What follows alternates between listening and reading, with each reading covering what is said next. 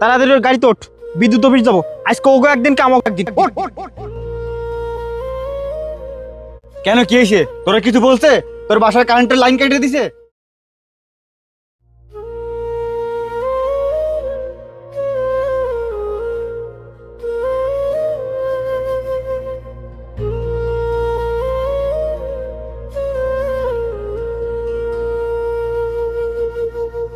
এই তোরা এখানে, তাড়াতাড়ি ওর গাড়িতে ওঠ, বিদ্যুৎ অফিস যাবো। আজকে ওকে একদিন কে আমাকে একদিন।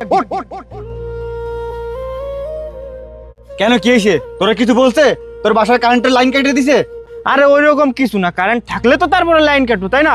কারেন্টই তো আসে না, লোডশেডিং এর ঠেলায় বাঁচতেছি না। কারেন্ট আসে যায়, আসে যায়। আরে হয়, প্রতিদিনই একই অবস্থা, জীবনটা একবারে অন্ধকার হয়ে যাচ্ছে আমার। আরে মুন্না, শুধু আমাদের ঘরটাই অন্ধকার হয় না রে, অনেক মানুষের স্বপ্ন অন্ধকারের ভিতর আটকে আছে। মানে? আমার ছোট ভাইটা প্রতিদিন রাতে পড়াশোনা করে, বিদ্যুৎ চলে গেল ছোট্ট একটা বাতির নিচে বসে থাকে, চোখে ঘুম, তবুও বইটা বন্ধ করে না। কেন? ও বলে, ভাইয়া আমাদের ঘরের আলো কম হতে পারে, কিন্তু আমার স্বপ্নের আলো কম হতে দিব না। তোর একটা কথা জানিস, আমার বাবাও রাতে অনেক কষ্ট করে কাজ করতেন। কি কাজ করতেন? দিনে কাজ, রাতে আবার অতিরিক্ত কাজ। আমি যেন পড়াশোনা করতে পারি। অনেক রাত বিদ্যুৎ থাকতো না। বাবা তখন আমাকে বলতেন, বাবা ঘরের আলো নিভে গেলেও সমস্যা নেই, তুই পড়তে থাক, তোর সফলতাই একদিন আমাদের ঘর আলোকিত করবে। আচ্ছা ভাই, তোমার বাবা এখন কেমন আছে? আছেন, কিন্তু আগের মতো কাজ করতে পারেন না। আজ আমি বুঝি বাবা নিজের জীবনের কত আলো নিভিয়ে আমার ভবিষ্যতের আলো জ্বালিয়েছেন।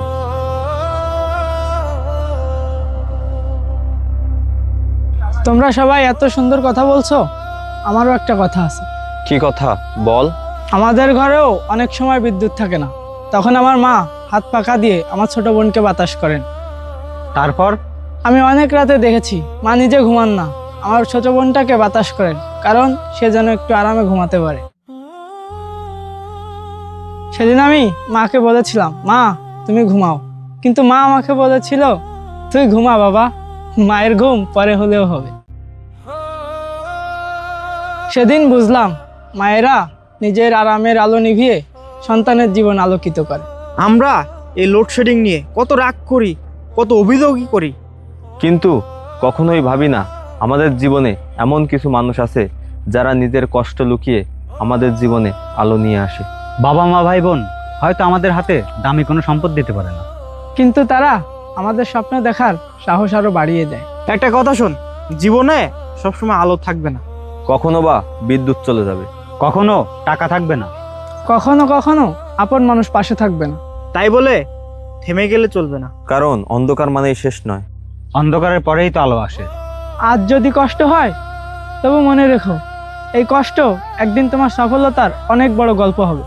তবে একটা কথা মনে রাখিস, বাইরের আলো কখনো কখনো চলে যেতে পারে, কিন্তু মনের আলো কখনো যেন নিভে না যায়। জীবন যতই অন্ধকার হোক না কেন, কখনো হাল ছেড়ে দিও না। আজ তুমি যে কষ্টটা সহ্য করছো, কাল হয়তো সেই কষ্টই তোমার জীবনে সব থেকে বড় সফলতা বয়ে আনবে। নিজের স্বপ্নকে বাঁচিয়ে রাখো, বাবা মায়ের ত্যাগকে সম্মান করো। আর মনে রেখো, অন্ধকার কখনো চিরস্থায়ী হয় না। আলো নিভে গেলেও স্বপ্ন নিভতে দিও না।